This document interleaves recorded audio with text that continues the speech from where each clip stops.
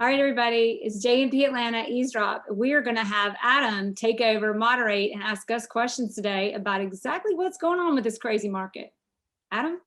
Yep, so absolutely crazy market. Sales are down, pendings are down, days on the market are down, interest rates are up. Sounds like a recipe for a bad market, but it's not. So let's shoot it over to Jere to help us understand what's going on a little bit.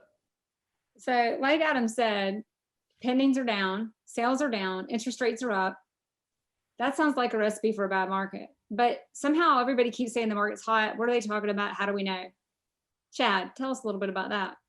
It really comes down to supply and demand. Demand is surging and supply is so low. When you look at the absorption rate, the average days on market, and really just the current, how much inventory we have, it is down so much.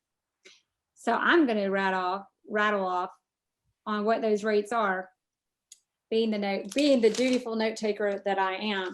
So everybody, first of all, prices are down. This is all year over year, October this year to October last year to this year. Last year, the average sales price overall in Atlanta has come up almost 20, 19 or like 19.5%. The days on market come up from last year. So last year was 20% lower. That was confusing, but yeah. 20% higher. Last year's sales price was 20. Sales prices are up 20%. Yeah, so last year the prices were lower. Listen to him. Yes. If anyone else is a lot of fun. Let's keep everybody focused because whoever really wants the information and not our personality. So as much as we love ourselves, sales prices are up 20%. Days on market was already good last year at 30 days in October. It is down to 11 days. That's a 67% drop in days on market. Supply is down. That's the number of months of inventory that we have. 6 months is a neutral market. This time last year, it was 3.3 months. That's a really good market. Now it's down 57% at 1.9 months of inventory. So sales are down, pendings are down, interest rates are up. It sounds like a horrible market. At the end of the day, the reason is because the inventory isn't out there to track the sales that are happening, and the inventory isn't out there for the sales to happen that would be happening. Lots of deals happening that are off market. So let's talk a little bit about the future. What is that? What are we seeing in the future from what's coming in the inventory? How do we know it's coming? And how do we buy a house right now if we want one? I think in the relatively near future, we're going to see a lot of new developments, new construction projects come up. As we saw in the rise in permits recently, really just to keep up with the demand. 20%, by the way. Yeah. 20% increase in permits from this time last. So this is like, forget the pandemic, everybody.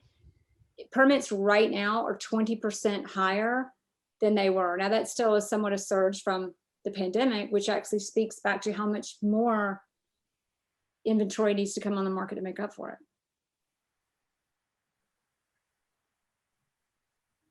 And last but not least, let's go back to buyers today and sellers today. What does that mean for you? Adam, you're the moderator. You speak to that for us or ask us back. I think you stole my moderation duties. Bad habit. So yeah, it's obviously a seller's market, but the demand is there, and deals are happening, and everyone needs to come together to work on making the deals that our people are trying to put together. So I think you work with us. Obviously, we always have a lot of deals or a lot of new homes coming on the market. A lot of homes that we know that are coming on the market that haven't yet hit the market. We hear this all the time and are able to get people in early. So those are some huge advantages that we have, and with the network of people in Atlanta that we have to get people in. And I think another big point to mention is anytime it's a seller's market indicates a strong market, because unless you just have a boatload of cash that you're sitting on, you really don't want it to be a buyer's market just so you can get cheap properties. But if it's a seller's market, you sell your home for a premium, and sure, you're buying into a seller's market, but you wouldn't have been able to, have that trade-off in that transaction, should the market not reflect the ability to do so. Awesome. Well, thanks everybody for listening to Eavesdrop. So that explains it. Sales are down, pendings are down, interest rates are up, but it is a hot market. Thank you to our ambassadors and clients for your support of Jere Metcalf Partners, where our mission is to deliver the best service and the best results for our clients' needs, their wants, and their families.